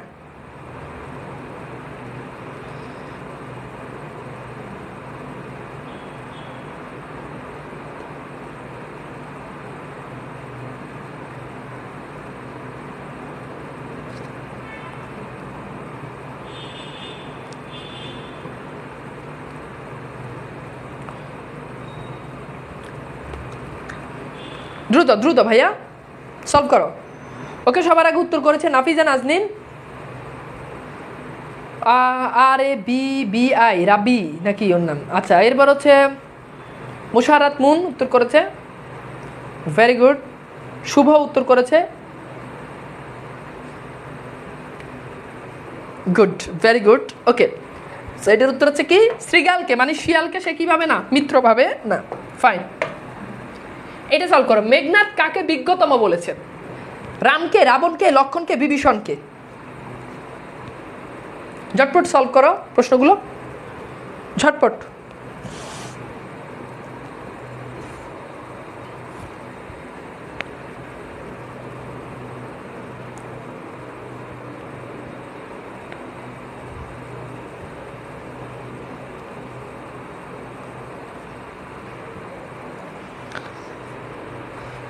ওকে ফাইন, তাহলে এটার উত্তর কি হবে? বিজ্ঞতম বলেছেন কাকে বলো তো? আমরা সবাই জানি বিভীষণকে। অজ্ঞ, যেহেতু কনভারসেশনটা দুইটার ভিতরে হচ্ছে, আর যেহেতু মেঘনাদ বলছে তার মানে অবশ্যই বিভীষণকে বলছে। এরপর বলছে ক্ষুদ্রমতি নরসুর লক্ষণ, বলছে যে এই লক্ষণ সে তো ক্ষুদ্র মানব, ক্ষুদ্রমতি নরসুর মানে সে তো ক্ষুদ্র মানব, ছোট মানুষ, ক্ষুদ্র মানব মানে মানুষদেরকে তারা একটু নিচু করে দেখতেছে। নাহিল অস্ত্রহীন যদি কি, মানে না হলে সে কি অস্ত্রহীন আমাকে কি যুদ্ধের জন্য আহ্বান করে? কারণ লক্ষণ কিন্তু ওই যে জগাকারে এই দরজাতে সে কিন্তু অস্ত্র নিয়েই দাঁড়িয়ে আছে, কিন্তু মেঘনাদের কাছে তো কোনো অস্ত্র ছিল না, কিন্তু সে অস্ত্র ছাড়া তাকে কি করতেছে, আহ্বান করতেছে। ক্ষুদ্রমতি নরসুর লক্ষণ নাহিল অস্ত্রহীন যদি কি সম্বাস সংগ্রামে, অর্থাৎ সে কি আমাকে যুদ্ধের জন্য, না হলে এমনি এমনি সে কি আমাকে আহ্বান জানায়? সে তো ক্ষুদ্র মানুষ, মানে সে তো ভীতু, এই জন্য সে আমাকে অস্ত্র ছাড়া যুদ্ধে আহ্বান করতেছে। কহ মহারথী, এ কি মহারথী প্রথা, অর্থাৎ এটা কি কোনো বড় কোনো প্রথা হলো? এটা কি কোনো ক্রেডিট হইলো, কোনো কৃতিত্ব হইলো যে আমার কাছে অস্ত্র নাই, আমাকে যুদ্ধের জন্য আহ্বান করতেছে? এরপর বলছে নাহি শিশু লঙ্কাপুরে শুনি না হাসিবে এ কথা, বলেছে যে লঙ্কাপুরের কোনো শিশু এই কথা শুনলে হাসবে না এমন একটা শিশু নাই। মাঝে মধ্যে আমরা বলি না যে তোর এই কথা শুনলে বাচ্চারাও হাসবে, এখানে এটা বলছে যে এই যে অস্ত্র ছাড়া সে যে আমাকে যে যুদ্ধের জন্য আহ্বান করতেছে, এই কথা লঙ্কাপুরে, লঙ্কাপুর মানে হচ্ছে ওই যে তারা যে রাজ্যে বাস করে, আমাদের এই রাজ্য লঙ্কাপুরের শিশুরা শুনলে এই কথা হাসবে। এরপর বলছে ছাড়ো পথ, মানে তুমি পথ ছাড়ো, আসিব ফিরিয়া, হ্যাঁ এখনই, মানে আমি এখনই ফিরে আসবো। দেখিব আজি, আজকে আমি দেখবো। দেখিব আজি মানে আজকে আমি দেখবো। কোন দেব বলে, কোন দেব বল মানে হচ্ছে কোন দেবতার বলে। হ্যাঁ, বিমুখে সমরে মোরে সৌমিত্র কুমতি। সৌমিত্র কুমতি মানে হচ্ছে লক্ষণের যে মা, মায়ের নাম হচ্ছে সৌমিত্রী। সৌমিত্রী কুমতি মানে হচ্ছে ছেলে, অর্থাৎ সৌমিত্রী কুমতি মানে সৌমিত্রীর ছেলে লক্ষণ আজকে কোন দেবতার বলে আমাকে আজকে সে আটকাবে, আমি দেখব। তুমি শুধু দরজাটা খোলো, আমি অস্ত্রাগার থেকে অস্ত্র নিয়ে আসবো। তো এখানে সেই জিনিসটাই বলেছে। এবার এটা সলভ করো। মেঘনাথের মতে লক্ষণের আচরণ দেখে লঙ্কার কে হাসবে? আজকে ফুল কবিতা কমপ্লিট করে দিবেন? হ্যাঁ, কবিতা তো প্রায় শেষের দিকে। সলভ করো দ্রুত। ওকে, সবার আগে উত্তর করেছে এমডি আলামিন। আলামিন বলেছে, নাফিজা নাজনীন বলেছে, ও এম শুভ বলেছে, জুথি আক্তার বলেছে। Good, very good.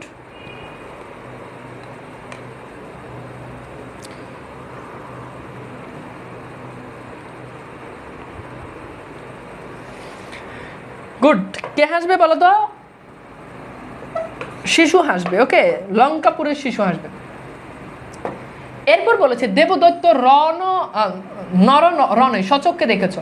অর্থাৎ দেবদৈত্য এবং নর মানে দেবদৈত্য, নর মানে হচ্ছে মানুষ, দেবদৈত্য এবং মানুষদের রণ মানে হচ্ছে যুদ্ধে সচক্ষে দেখেছ, মানে তুমি তোমার নিজের চোখে দেখেছো।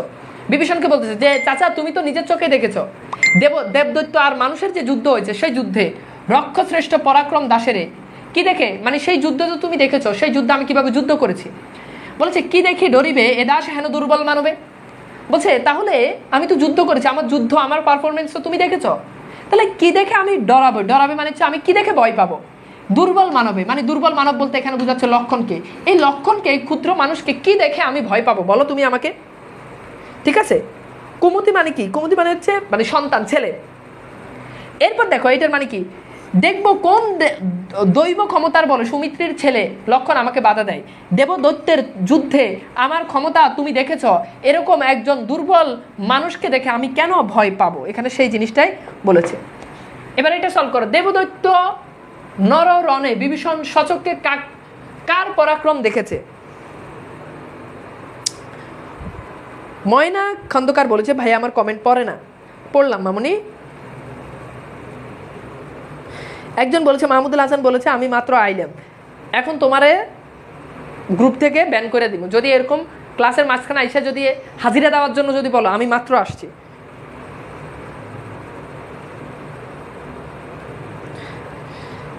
ওকে, এসে বিবেক বলেছে ময়মনসিং আসলে মেয়েরা আপনার জন্য ফিদা হয়ে যাবে। ফিদা হয়ে যাবে এই জন্য আমি ময়মনসিং যাব না।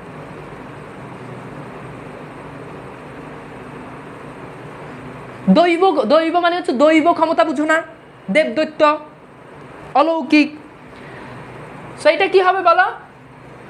মেঘনাথের পরাক্রম দেখেছে, মেঘনাথের ক্ষমতা দেখেছে। উত্তর কি হবে বলো? বি হবে, অর্থাৎ খ। এরপর খেয়াল করো, এরপর দেখো, এরপর বলেছে নিকুম্বিলা জগাকারে প্রগলোপে পশিল ধম্বি। অর্থাৎ নিকুম্বিলা এই জগাকার, মেঘনাথ যেখানে পূজা করতেছে ওটার নাম হচ্ছে নিকুম্বিলা জগাকার। নিকুম্বিলা জগাকালে কিভাবে প্রবেশ করলো? ধম্বি মানে হচ্ছে অহংকার। এই অহংকার নিয়ে, এত সাহস নিয়ে মেঘনাথ লক্ষণ কিভাবে প্রবেশ করলো? আজ্ঞা করো দাসে, মানে চাচাকে বলতে, চাচা তুমি আমাকে আদেশ করো শাস্তি নরাদমে। আমি এই নরাদম, মানে নরাদম কাকে বলেছে? মানে নর অধম, অধম কাকে বলেছে? লক্ষণকে বলছে আমি লক্ষণকে শাস্তি দিব। তব জন্মপুরে তাঁত পদার্পণ করে, মানে তোমার জন্মপুর, তুমি যেখানে জন্মগ্রহণ করেছো সেখানে পদার্পণ, পদার্পণ মানে যে সেখানে চলাফেরা করতেছে বনবাসী। বনবাসী মানে যারা উড়ে এসে জুড়ে বসেছে, এরকম বুঝাচ্ছে আর কি। হে বিরাট নন্দন কাননে ভ্রমে দুরাচার দৈত্য। নন্দন কানন মানে হচ্ছে স্বর্গীয় বাগান, অর্থাৎ এই যে লঙ্কাপুর, এটা তো একটা স্বর্গীয় বাগান, তোমার জন্মভূমি। এখানে ভ্রমে দুরাচার দৈত্য, এখানে একটা দৈত্য, দুরাচার দৈত্য, একটা দুষ্ট দৈত্য বাস করতেছে। এটা তুমি কিভাবে সহ্য করতেছো? মানে লক্ষণকে বুঝাইছে। প্রফুল্ল কমলে কীটবাস, অর্থাৎ প্রফুল্ল কমল এত সুন্দর একটা জায়গায় কীটবাস মানে কীট পতঙ্গ, এই কীট পতঙ্গ কিভাবে বাস করে? কহতাত মানে চাচা তুমি আমাকে বলো শৈব কেমনে, মানে চাচা এটা আমি। নিকুম্বিলা কি? নিকুম্বিলা হচ্ছে একটা পূজা করে যে ওই জগাকার, যে জায়গাতে পূজা করে এটাকে বলা হয় জগাকার। নামাজ পড়লে বলো মসজিদ, পূজা করলে বলো জগাকার। তো ওই জগাকারের নাম হচ্ছে নিকুম্বিলা। ওকে, ঠিক আছে। প্রগলোপে মানে হচ্ছে একেবারে মানে সাহস নিয়ে, ঠিক আছে। পশিল, প্রগলোপে পশিল মানে একেবারে সাহস নিয়ে কিভাবে পশিল। দম্বি মানে অহংকার, অহংকার সাথে কিভাবে প্রবেশ করলো। এরপর বলেছে হেন অপমান আমি ভাতৃপুত্র তবে, মানে এই অপমান তোমার ভাইয়ের ছেলে আমি কিভাবে সহ্য করব, তুমিও হে রক্ষমণি সইছ কেমনে, আর তুমিও তো রাক্ষসদের মণি, তাহলে তুমি কিভাবে এটা সহ্য করতেছো। দুরাচার মানে কি? দুরাচার মানে হচ্ছে দূর থেকে যারা মানে তোমার চলে এসেছে, বা এখানে দুরাচার দৈত্য মানে হচ্ছে দুষ্ট দৈত্য, এরকম বুঝা আর কি।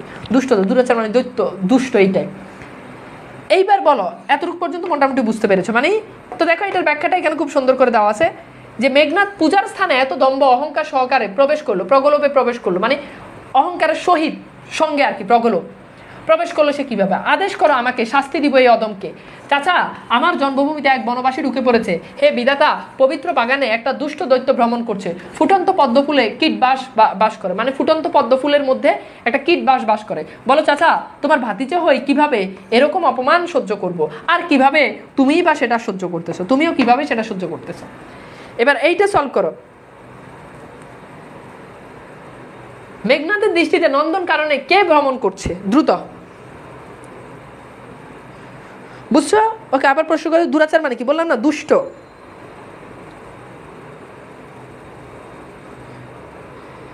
বলো বলো দ্রুত বলো, মেঘনাথের দৃষ্টিতে নন্দন কারণে কে ভ্রমণ করছে? ওকে সবার আগে উত্তর করেছে তৌহিদুল ইসলাম ও এম শুভ উত্তর করেছে।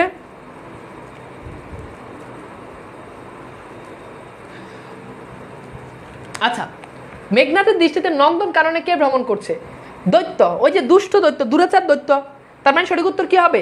বি হবে, মানে খ হবে, এইটা দৈত্য। এরপর বলে এখানে খেয়াল করে, এটা আমি সাইডে এই যে ইয়েলো কালার যেগুলো, এগুলো ব্যাখ্যা আমি সাইডে লিখে দিয়েছি। মহামন্ত্র বলে যথা, মানে যথা মানে হচ্ছে যেভাবে, মহামন্ত্র বলে যথা মানে যেভাবে, নম্রশির ফণি, নম্রশির ফণি মানে হচ্ছে সাপ, অর্থাৎ মহামন্ত্র বলে সাপ মাথা নত করে, মহামন্ত্র বলে যেভাবে সাপ মাথা নত করে। মলিন বদন লাজে, মানে মলিন বদন লাজে মানে হচ্ছে লজ্জায় মুখ বিষণ্ণ, মানে লজ্জায় মুখ একেবারে নিচু হয়ে যাওয়া।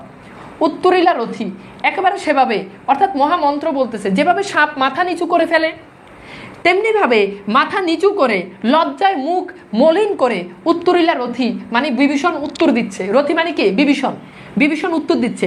রাবণ অনুজ লক্ষ্মী, মানে রাবণ অনুজ মানে হচ্ছে রাবণের ভাই, রাবণ অনুজ মানে হচ্ছে রাবণের ছোট ভাই। তাহলে রাবণের ছোট ভাইয়ের নাম কি বলতো? মেঘনাদ। তো মেঘনাদকে সে লক্ষ্মী, লক্ষ্মী মানে হচ্ছে লক্ষ্য করে, মেঘনাদকে লক্ষ্য করে সে উত্তর দিচ্ছে। বলছে রাবণ আত্মজে, রাবণ আত্মজ মানে হচ্ছে মেঘনাদকে, নাহি দোষী আমি, বলতেছে যে আমার কোনো দোষ নাই। বিভীষণ বলছে আমার কোনো দোষ নাই। বৎস, বৎস মানে হচ্ছে ছেলে, বেটা। বৃথা বৎস মোরে, হ্যাঁ মানে তুমি আমাকে অহেতুক এরকম অপমান করতেছো, তুমি নিজ কর্মদোষে হায় মজাইলা এ কানন লঙ্কারাজ মজিলা আপনি, অর্থাৎ তোমরা তোমাদের নিজের কর্মের কারণে মজতেছো, আর সেটার ভাগ কেন আমি নিব? অর্থাৎ তোমরা তোমাদের নিজেদের কারণে তোমরা নিজেরা আজকে পস্তাইতেছো, তাহলে সেটার ভাগ আমি কেন নিব? তো এখানে সেই জিনিসটা বলছে যে মহামন্ত্রের শক্তিতে সাপ লজ্জায় যেভাবে মাথা নত করে, রাবণের ভাই বিভীষণ তেমনি মাথা নত করে মেঘনাদকে লক্ষ্য করে বলল, অহেতুক তুমি আমাকে দোষ দিচ্ছ, নিজের কর্মদোষে নিজেই মজতেছো, তোমরা তোমাদের নিজের কর্মের কারণে নিজেই মজতেছো। নাহি দোষী আমি, এটা কে বলেছে?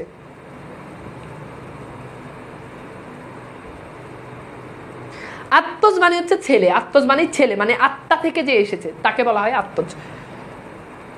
বৎস মানে কি? অপমান। একটা হচ্ছে বৎস মানে বৎস, এই যে হে বৎস বলে না, মানে হে ছেলে, আর ওই যে ভ দিয়ে যেটা, এটা মানে হচ্ছে অপমান।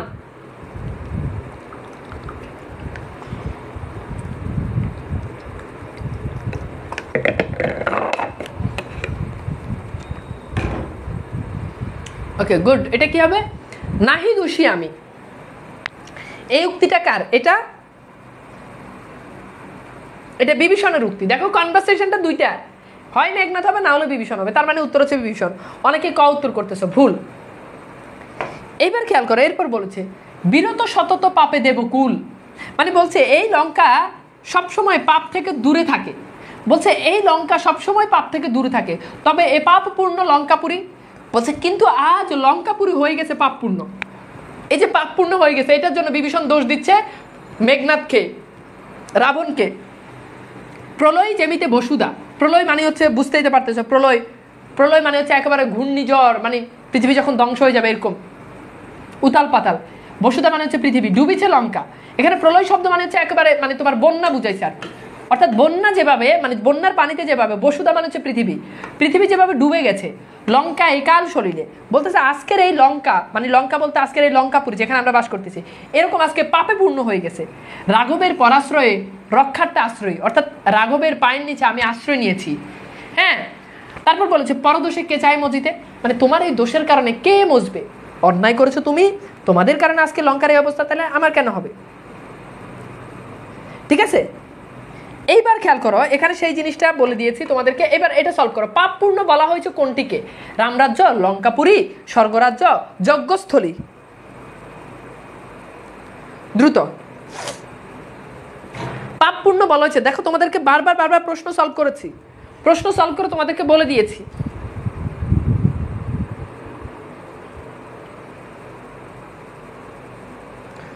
দ্রুত উত্তর করো।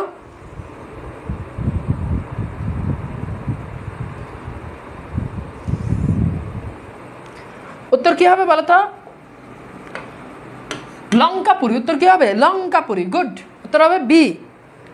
আচ্ছা, এরপর বলেছে রুশিলা বাসবতাস। ওই যে বাসবতাস মানে কি মানে আছে? মেঘনাথ।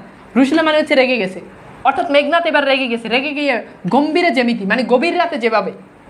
নিশীথে অম্বরে, অম্বর নিশীথ মানে তো বুঝোই, অম্বর মানে হচ্ছে আকাশ।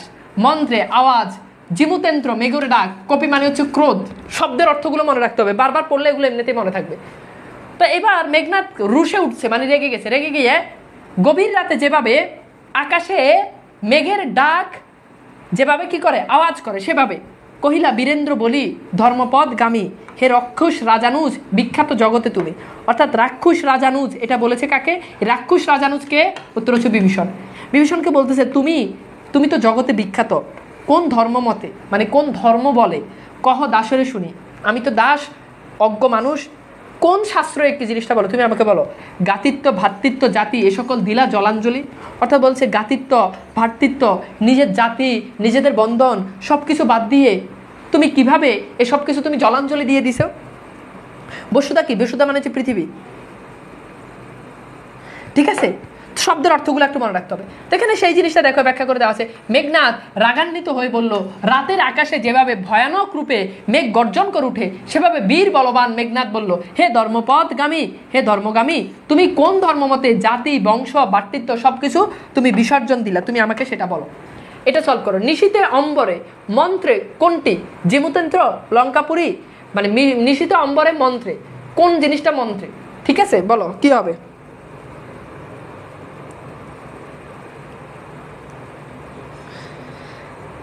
ভাই আমার প্রশ্নের কোনো রকম কোনো আনসার দিচ্ছে না। কি প্রশ্ন বলো? আনসার তো দিচ্ছি। বসুধা কি? বারবার ওই ছেলে প্রশ্নটাকে বলতো। বসুধা মানে পৃথিবী। গুড, এটা কি হবে বলো? জিমুতেন্দ্র। এটা কি হবে? জিমুতেন্দ্র। একদম হুবহু লাইন থেকে এটা কমন। অনেকে বলছে লঙ্কাপুরী। ভাই লঙ্কাপুরী কি লেগে হয়ে পড়ে ভাই? এই যে দেখো মন্ত্রে কি মানে আকাশের আওয়াজ, মন্ত্রে জিমুতেন্দ্র মানে হচ্ছে মেঘের ডাক, মানে আওয়াজ করে কি? আওয়াজ করে জিমুতেন্দ্র, মানে জিমুতেন্দ্র মানে হচ্ছে মেঘের ডাক, মেঘের ডাক। আচ্ছা, এরপর দেখো সর্বশেষ শাস্ত্র বলে, শাস্ত্র কি বলে? গুণবান যদি পরজন গুণহীন স্বজন, মানে গুণবান একজন মানুষ আছে কিন্তু সে তোমার পর, কিন্তু আরেকজন আছে গুণহীন স্বজন, গুণ নাই কিন্তু সে তোমার আপনজন, তথাপি নির্গুণ স্বজন শ্রেয়। তবুও জ্ঞানী মানুষটার থেকে তোমার স্বজন যে জ্ঞানী নয় সে তোমার আপন।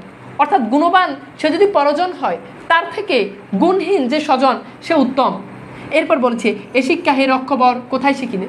এই যে তুমি এটার বিপরীত কাজ করলে তুমি এটা কোথায় শিখলে? কিন্তু বৃথা গঞ্জি তোমায়, কিন্তু তোমায় আমি কোনো গালাগাল করবো না। হেন সহবাসে, সহবাস মানে হচ্ছে একসাথে বসবাস করে, এ পৃথিব্য বর্বরতা কেন না শিখিবে? মানে এই রামদের সাথে লক্ষণদের সাথে চলাচল করে তুমি তো বর্বরতা শিখবে, এটা যেটা স্বাভাবিক। গতি যার নিঃসহ নিজ সে দুর্মতি, তোমার গতি তো নিচের দিকে, তুমি চলাফেরা করো নিচের মানুষদের সাথে, তাহলে তোমার দুর্গতি এটা তো হবে, এটা স্বাভাবিক। অম্বর মানে কি? অম্বর মানে আকাশ। ঠিক আছে, আচ্ছা এইবার আসো আমরা একটু প্রশ্ন সলভ করি। এইটা নির্গুণ হলেও কে শ্রেয়? নির্গুণ হলেও কে শ্রেয়? নির্গুণ হলেও কে শ্রেয়? নির্গুণ হলেও কে শ্রেয়?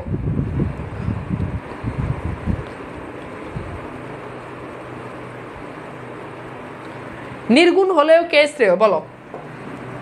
নির্গুণ হলেও স্বজন শ্রেয়, মানে তোমার স্বজন আপনজন সে যদি তার যদি গুণ যদি নাও থাকে তবুও সে উত্তম। আর গুণহীন যে আছে তার থেকে। এইবার আসো এই চারটা, এটা তোমরা পেয়ে যাবা, খুবই ইম্পর্টেন্ট। কবিতায় কাকে কি বলা হয়েছে? যেমন কবিতায় বিভীষণকে বলা হয়েছে রাক্ষস রাজানুজ, রাবণ অনুজ, মহারথী, তাঁত, রাঘব দাস, বিজ্ঞতম। লক্ষণকে বলা হয়েছে রামানুজ, সৌমিত্রী মানে সৌমিত্রীর ছেলে, চণ্ডাল, তস্কর, কলঙ্ক মানে লঙ্কার কলঙ্ক তাকে বলা হয়েছে। মেঘনাথকে বলা হয়েছে অরিন্দম, হ্যাঁ, রাবণ আত্মজ, রাবণী, ইন্দ্রজিৎ, বিমান, বাসত্রাস, বাসবিজয়ী, হ্যাঁ, তারপর হচ্ছে কি ধীরেন্দ্র বলি। আর রাবণকে বলা হয়েছে রাক্ষস শ্রেষ্ঠ, রাক্ষস রাজ। তো এইগুলো খুবই ইম্পর্টেন্ট। এখান থেকে এই স্লাইডটা থেকে পরীক্ষাতে একটা এমসিকিউ চলে আসবে মাস্ট। একদম বিভীষণের প্রতি মেঘনাথ থেকে যদি এমসিকিউ আসে তাহলে এই স্লাইড থেকে পরীক্ষাতে প্রশ্ন আসবে। এগুলো একটু মনে রাখবা, কবিতাটা পড়ে মিলে মিলে পড়লে হয়ে যাবে। এইবার দেখো আমরা একটা সৃজনশীল সলভ করি। তো বলা হচ্ছে হাজার হাজার সৈন্য যুদ্ধক্ষেত্রে পুতুলের মতো দাঁড়িয়ে লালো মীর মর্দান প্রাণপণে যুদ্ধ করে মির্জাপুরের বিশ্বাসঘাতকতা সৈন্যরা অনায়াসে বাংলা দখল করে নেয়। এভাবেই 1757 সালে 23শে জুন বাংলার স্বাধীনতার অবসান ঘটে। তো বুঝতে পারতেছে এটা সিরাজউদ্দৌলা থেকে উঠিয়ে দিয়েছে। তো বলা হচ্ছে যে সৌমিত্রীকে, এটার উত্তর লিখে দিবা। সৌমিত্রী মানে এখানে বোঝানো হয়েছে কাকে বলতো? মেঘনাথকে বোঝানো হয়েছে। ওকে, সেটা আমরা লিখে দিলাম। এরপর হচ্ছে হায় তা উচিত কি তবে কাজ, কে কেন এই কথা বলছে? মানে বিভীষণ বলেছে, মেঘনাথ বলেছে তার চাচা জগাকারের ভিতরে লক্ষণকে নিয়ে এসেছে, এজন্য সে বলেছে, মানে বলছে যে তোমার এই কাজ উচিত হয়েছে কি, তুমি নিজের পথ, নিজের ঘর তুমি চোরকে দেখাইছো, নিচু শ্রেণীর একটা মানুষকে তুমি আমাকে মারার জন্য নিয়ে এসেছো। এরপর বলেছে উদ্দীপকে মির্জাপুরের বিভীষণের প্রতি মেঘনাথ কবিতায় কোন চরিত্রের প্রতিনিধিত্ব করছে? বলো। উদ্দীপকে মির্জাপুর সে যে বিশ্বাসঘাতকতা করেছে, এইটা বিভীষণের প্রতি মেঘনাথের কোন চরিত্রের সাথে কম্বাইন্ড? বুঝছো? একজন বলেছে আপনার লাইভে হারিয়ে দেয়। আমার লাইভে হারিয়ে দিবেই ভাই, এটা স্বাভাবিক। হারিয়ে দেওয়াটা এটা অস্বাভাবিক কিছু না। হাসবে, গাইবে, হারিয়ে দিলে কি ক্ষতি আছে না? এটা নিয়ে আমি কখনো মাইন্ড করি না। এইবার বলো গঞ্জি মানে কি? গঞ্জি মানে গালাগাল। বলো। গুড। এটা কি হবে বলো? মির্জাফরের সাথে আমরা দেখতে পাই বিভীষণের সম্পর্ক রয়েছে। বিভীষণ কারণ সে নিজের সবকিছু বাদ দিয়ে নিজের মানুষকে সে কি করছে, শত্রুপক্ষকে সে দেখিয়ে দিয়েছে। মির্জাফর তেমনি বা বাংলার মানুষের সাথে প্রতারণা করেছে। সিরাজউদ্দৌলা তো আমরা আগের ক্লাসে পড়েছি, বুঝতে পেরেছো? এরপর দেখো উদ্দীপকের মূল ভাব, বিভীষণের প্রতি মূল ভাব কবিতার সাথে আংশিক সামঞ্জস্যপূর্ণ, উক্তিটি যথার্থ মূল্যায়ন করো। অর্থাৎ আমরা দেখেছি বিভীষণের প্রতি মেঘনাথ সেখানে কি করেছে, সেখানে বিভীষণ সহায়তা করেছে শত্রুপক্ষকে, অপর পক্ষকে। তেমনিভাবে বিভীষণের সিরাজউদ্দৌলা নাটকে আমরা দেখতে পাই যেখানে মির্জাফর সহ আরও অনেকেই বাংলার বিপক্ষে কাজ করেছে। কিন্তু আমরা দেখতে পাই বিভীষণের প্রতি মেঘনাথ তিনি একমাত্র বিভীষণ বিপক্ষে ছিল, কিন্তু সিরাজউদ্দৌলাতে অনেকজন সেখানে বিপক্ষে কাজ করেছে। তো এইভাবে লিখবা যে দুইটার জায়গাতে একটা জিনিস কমন, সেটা হচ্ছে দুটোতেই দুটো কেন্দ্রীয় চরিত্র যারা নিজের সপক্ষকে ত্যাগ করেছে, কিন্তু পরিপূর্ণভাবে কিন্তু গ্রহণ মানে মিলে নাই। কারণ সিরাজউদ্দৌলার পটভূমি একরকম, এটার পটভূমি একরকম, বাট একটা কনসেপ্ট সেম, সেটা হচ্ছে নিজের সপক্ষকে ত্যাগ করেছে। তো এইভাবে মূলত আমাদের কবিতাটা হয়েছে। এটা খুব মানে কয়েকবার যদি না বুঝো কোনো জিনিস আবার রিপিট ক্লাস করো, ঠিক আছে? সমন ভবন মানে কি? মানে মৃত্যুপুরী, জমালয়, মানে সোজা কথা বললে কবরস্থান, বুঝো না এটা আর কি। আচ্ছা ঠিক আছে, তো এই হচ্ছে মোটামুটি আমাদের বিষয়াদি। তো আমাকে একটু বলো যে মোটামুটি তোমরা বুঝতে পেরেছো কিনা, আমাকে একটু বলো তো যে এতটুকু পর্যন্ত ক্লিয়ার কিনা, বুঝতে পেরেছো কিনা কবিতাটা। এটা খুব কঠিন একটা কবিতা, আমার মনে হয় যে আমি মোটামুটি তোমাদের কাছে বিষয়টা সহজ করতে পেরেছি। বাকিটা বাসায় পড়ো, স্লাইডগুলো থেকে ভালো করে পড়ো। স্লাইডটা সেম স্লাইড আমি তোমাদেরকে দিয়ে দিব, ঠিক আছে? আপনার কাছে পড়ে বোঝা যায় অফলাইন থেকে অনলাইন বেস্ট। অনলাইনে এখন সব কিছু হওয়া যায়, অফলাইনে কি আমি চাইলে এভাবে কি কবিতাটা ধরে ধরে বুঝিয়ে দিতে পারতাম? মানে এভাবে ধরে ধরে বুঝিয়ে দিতে পারতাম? অফলাইনে কি এভাবে স্মার্ট বোর্ড আছে? সো নাই, টাইম নষ্ট হয়, অনেক ব্যাপার আছে অফলাইনে। সো অনলাইনটা এখন অনেক বেস্ট, ঠিক আছে? ভালো ভালো টিচারকে এখানে পাওয়া যায়। ঠিক আছে, ভালো থাকবা, আল্লাহ হাফেজ।